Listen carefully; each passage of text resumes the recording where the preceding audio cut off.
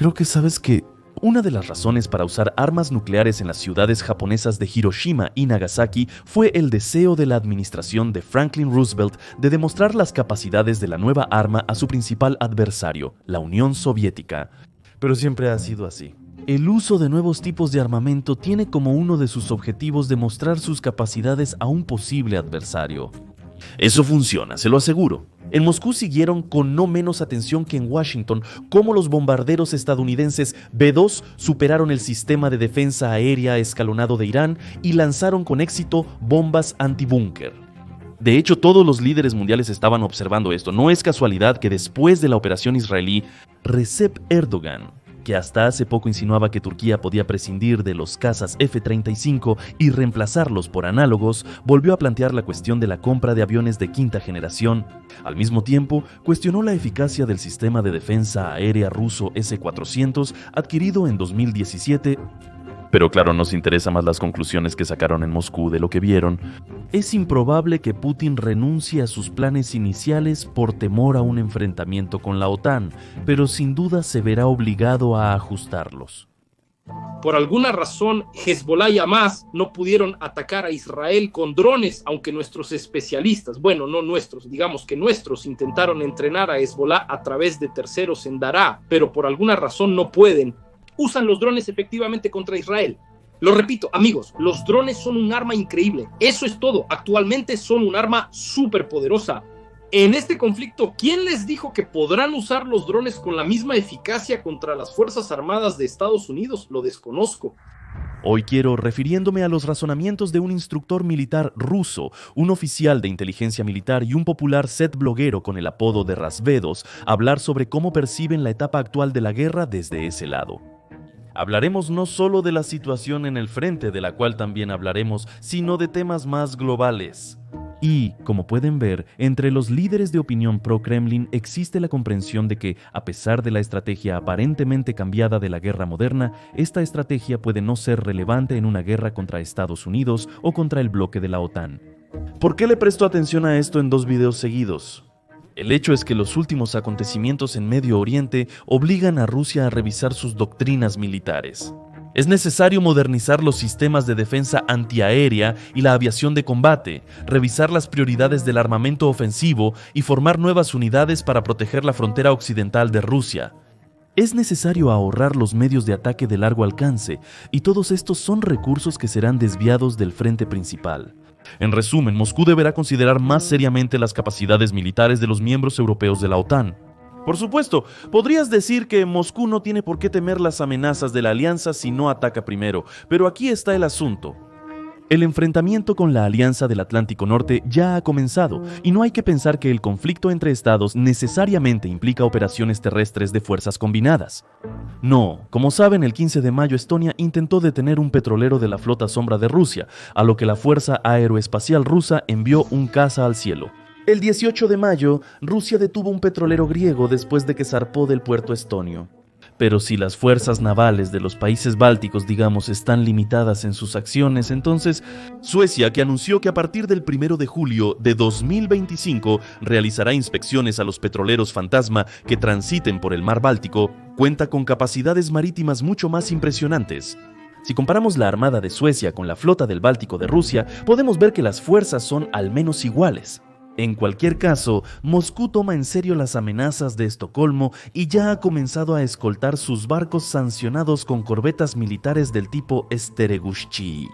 Y en realidad, esta es una situación bastante explosiva.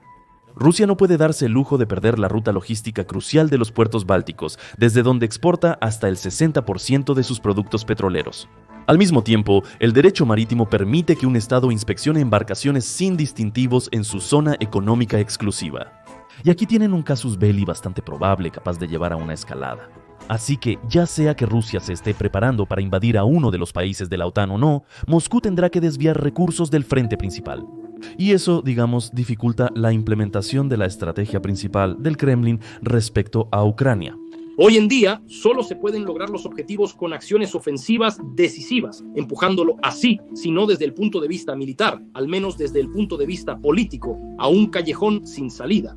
y esperando que, bajo la influencia de la decisión de su propia población, el descontento de su propia población, él acepte firmar con nosotros algún tipo de tratado de paz bajo nuestras condiciones. Sí, como hemos dicho muchas veces, en esta etapa la estrategia principal de Rusia es una guerra de desgaste y presión constante en el frente ucraniano.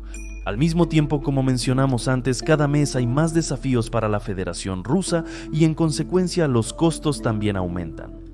Y sin importar si Moscú tiene planes de invadir países de la alianza o no, pero también el aumento del gasto en defensa de los miembros de la OTAN hasta el 5%, la demostración de la capacidad de la aviación occidental para penetrar la defensa aérea escalonada, como en Irán, fuerza a Rusia a reaccionar y dispersar sus recursos.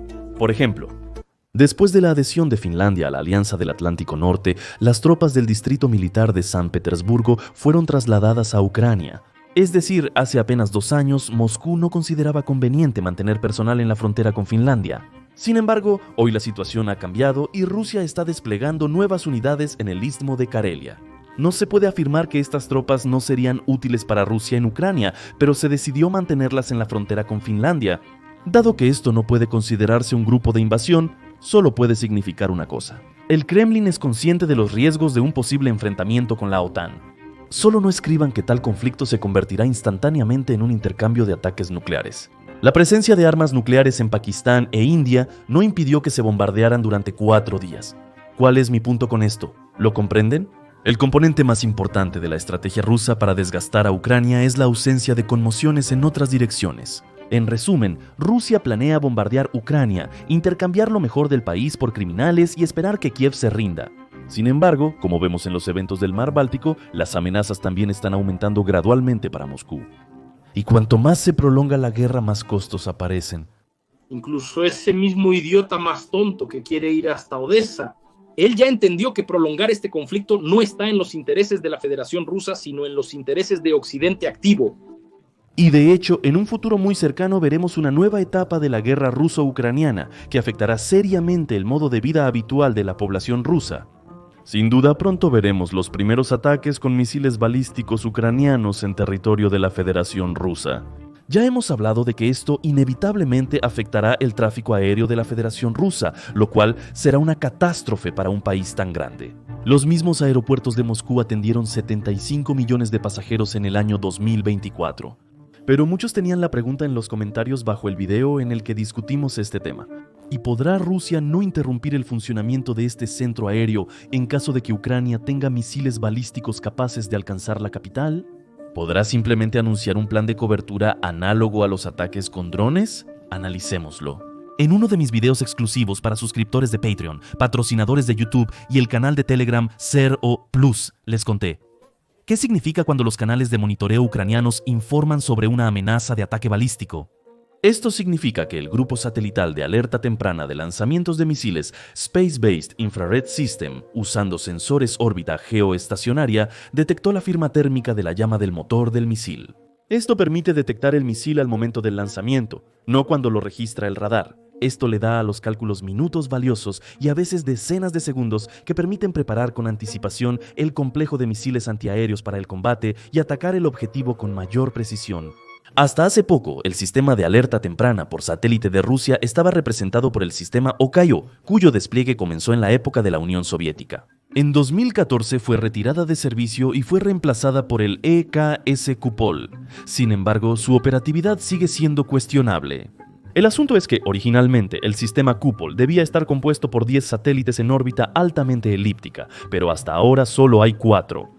Iván Safronov, el periodista acusado de entregar información sobre satélites militares rusos a la inteligencia occidental, fue el primero en escribir sobre las deficiencias de todo el proyecto.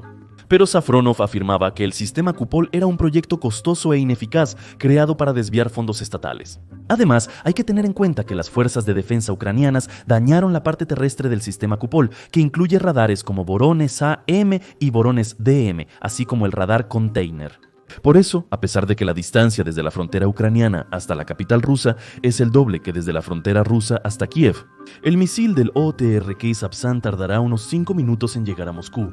Es muy poco probable que Rusia pueda mantener el volumen de transporte aéreo al mismo nivel que antes. Por lo tanto, Rusia se verá forzada a cerrar periódicamente aeropuertos civiles importantes o incluso suspender el tráfico aéreo sobre las ciudades próximas a Ucrania. No les conté sobre la vulnerabilidad del sistema ruso de alerta temprana de misiles por esa razón. El asunto es que si la Federación Rusa continúa escalando la guerra, si, como asegura la inteligencia occidental, Moscú planea invadir los países bálticos, entonces tendrá que corregir esta deficiencia. Y para eso se necesitan nuevamente recursos colosales que serán desviados del frente ucraniano. Cualquiera con un mínimo entendimiento de ciencia militar en general, el estancamiento operativo es evidente y está absolutamente claro que hoy en día no puede haber un cambio drástico en la línea de contacto de combate. Es decir, hoy se necesita un aumento muy grande y cualitativo o un aumento cuantitativo de una de las partes. En términos simples, ahora tendríamos que enviar 150.000 más a alguna dirección. Atención, no solo con personal, sino también con equipo, medios de refuerzo, artillería, logística bien establecida y todo lo demás. Cada vez antes de pasar a reflexionar sobre la situación en el frente, haré una aclaración, más que nada en el mundo. Quiero que esta guerra termine y que los defensores ucranianos regresen a casa con sus familias. Y cuando retransmito las palabras del bloguero Z, quien afirma que la situación actual en el frente es un estancamiento operativo, no lo hago para que tengan la impresión de que las Fuerzas Armadas de Ucrania pueden contener al ocupante durante décadas. No, mi objetivo es transmitirle a la audiencia del otro lado de las barricadas las palabras de una persona que entiende bien de asuntos militares. Palabras a las que pueden prestar atención nuestros, digamos suavemente, interlocutores. Porque sin duda Rasvedos dice la verdad. Para lograr un cambio radical en Rusia es necesario tanto un aumento cuantitativo como cualitativo de su agrupación. Además, no solo se trata de personas, la tecnología es crucial y Rusia está empeorando en ese aspecto. Por supuesto, las Fuerzas Armadas de Ucrania enfrentan una grave escasez de personal y suministro de equipo. Este desequilibrio solo se compensa con el heroísmo de los militares ucranianos y el hecho de que su ejército actúa a la defensiva. Enfatizo los problemas de las Fuerzas Armadas de la Federación Rusa por una razón simple. Es Rusia quien busca prolongar esta guerra. Por eso es crucial comprender los recursos con los que aún cuenta. Actualmente se dice que por el uso extensivo de drones, vista en primera persona, el equipo casi no se usa. En realidad, eso no es del todo cierto. Más bien, la táctica de su uso ha cambiado. Pero los asaltos rusos en vehículos civiles no son precisamente por una buena vida. No crean en la propaganda del Kremlin. Por curiosidad, pregúntenle a cualquier ocupante ruso. ¿Preferiría asaltar una posición en un Shiguli o en un BMP con protección adicional y potente guerra electrónica? No te sorprenderá la respuesta. Así que el uso de ciclomotores, motocicletas, scooters y buggies rara vez es una táctica militar astuta. A menudo esto simplemente es una muestra de la falta de equipo material. Si analizamos las pérdidas anuales de equipo, vemos que las Fuerzas Armadas de la Federación Rusa en 2025 pierden menos vehículos blindados de combate que en 2024, pero más que en 2023. Los tanques, vehículos de combate de infantería y transportes blindados de personal siguen siendo necesarios en el frente, pero Rusia tiene cada vez menos. Los investigadores de datos abiertos Jompy, Covert, Cabal y Jaimerst, que analizan imágenes satelitales mensualmente, muestran datos que antes parecían increíbles.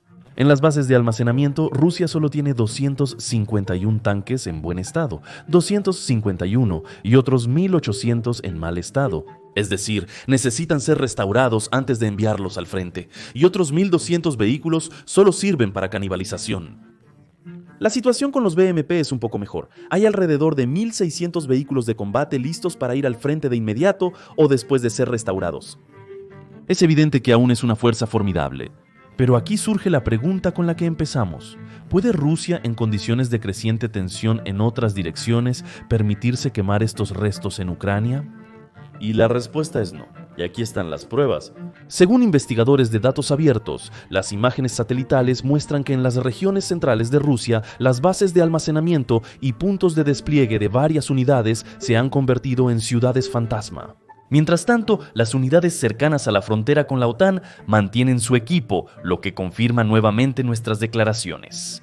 Ya sea que Moscú esté preparando un plan de invasión al territorio de la Alianza o no, no puede dejar completamente desprotegido el flanco occidental. Es decir, incluso el régimen del Kremlin tiene una cierta línea roja, un límite de pérdida de capacidad de combate que no puede cruzar. El enemigo tiene allí su propia línea de defensa, digamos, ¿no? Está ubicada en ciertas zonas del terreno. aquí está nuestra línea del frente, donde resistimos. Bueno, el avance también empieza desde alguna zona, ¿no? Ahí está el enemigo y aquí estamos nosotros. Y hay una zona de partida donde están los vehículos y el personal que ya no puede estar en la línea del frente, porque los van a destrozar de inmediato con drones, en el acto con artillería, con drones. Por eso están a cierta distancia, al menos donde es difícil que lleguen los drones, ¿sí? Digamos. Entonces, para que podamos hacer un avance, un ataque, y no se le puede llamar ofensiva, claro que en Telegram lo llaman ofensiva, pero realmente no puede considerarse una ofensiva, ni siquiera un ataque. Para empezar, nuestra unidad debe avanzar desde la zona de partida hasta nuestras posiciones avanzadas, y desde esas posiciones avanzadas comenzar, digamos, el avance. Entonces muchas veces las unidades ni siquiera llegan desde la zona de partida hasta nuestras posiciones, no hasta las posiciones del enemigo, sino que ni siquiera llegan a las nuestras. Las palabras de Medinsky sobre que Rusia está lista para luchar otros 20 años vienen a la mente. Quizás pueda pelear, pero avanzar con la misma intensidad será difícil. Simplemente la maquinaria se acabará antes. Pero además de la falta de armamento pesado, empezarán a surgir otros problemas. Solo mencionamos algunos: la balística ucraniana, que causará un daño económico irreparable, y la creciente tensión con la OTAN, que fuerza a Moscú a dispersar sus recursos. Por ejemplo, del presupuesto estatal ruso se asignó $1.000 millones para la ampliación de la fábrica de aviones de Kazán, que se especializa en la modernización de aviones de aviación estratégica. ¿Comprenden que esta decisión no se debe a la falta de bombarderos estratégicos de las fuerzas aeroespaciales de Rusia para atacar a las abuelas ucranianas? No, Moscú está intentando aumentar las capacidades de la aviación estratégica para mantener la paridad con su principal adversario. En resumen, ¿pueden las Fuerzas Armadas de Rusia luchar durante 20 años? Probablemente sí puede, pero creo que es tonto no tener en cuenta que en estas 2 décadas pueden ocurrir cataclismos que entierren al Estado. En caso de guerra global con armas convencionales, derrotaríamos a la OTAN con rapidez. Llevamos 4 años, 4 malditos años peleando con Ucrania, carajo. ¿Entienden cuántas armas le han entregado a Ucrania y cuántos tipos y clases diferentes de armamento tienen todos? Corea del Norte nos ha proporcionado más proyectiles que toda la OTAN a Ucrania. Te revelo un secreto: Corea del Norte nos ha entregado más proyectiles que toda la OTAN a Ucrania. Vladimir Putin, al anunciar el 24 de febrero de 2022 el inicio de la operación militar especial, esperaba repetir el Blitzkrieg estadounidense en Irak. Uso masivo de armas de largo alcance contra defensas aéreas enemigas, avance rápido hacia la capital con tanques. En esencia, esto debía convertirse en la Operación Libertad Ucraniana, por analogía con la Libertad Iraquí estadounidense. Sin embargo, el dictador del Kremlin se equivocó. Y no solo en que los ucranianos resultaron ser un enemigo mucho más resistente y motivado que las tropas de Saddam Hussein. El principal error que cometió fue desatar una guerra a gran escala justo en sus propias fronteras, con la esperanza de que él bombardearía, destruiría, aniquilaría y que en respuesta solo se inclinarían sumisamente y esperarían el siguiente golpe. ¿Es este el resultado de una deformación profesional tras 25 años de servilismo? No lo sé, pero una cosa es segura: esto no acabará bien para Rusia. Contenido inapropiado. De repente, sí, es una pregunta, sí, caray, parece una pregunta simple, parece que sí, una pregunta simple. Pero la respuesta probablemente los dejó en un callejón sin salida. Ustedes dicen liberar, pero ¿se puede liberar perdiendo ciudades? ¿Cuál es entonces el sentido de la liberación? ¿Y para qué? Y la gente a la que les vamos a quitar ciudades realmente nos necesita. ¿Y para qué nos necesitan si les estamos quitando ciudades? ¿Saben qué es el error de costos irrecuperables? Es un sesgo cognitivo en el que una persona, después de invertir tiempo, esfuerzo y dinero en un proyecto, sigue trabajando en él a pesar de que claramente es una pérdida. Pensamiento erróneo: he invertido demasiado, no puedo renunciar ahora. Esa postura impide tomar una decisión racional y reasignar los recursos a áreas más prometedoras. La mayoría de los ciudadanos de la Federación Rusa actualmente vive con ese error cognitivo. La guerra en Ucrania ya está perdida para los rusos y cuanto más tiempo insistan en continuarla, más pérdidas sufrirán. Y se podría decir, bien merecido lo tienen. Se podría si la sed de sangre del electorado de Putin no se extendiera más allá de las fronteras de Rusia.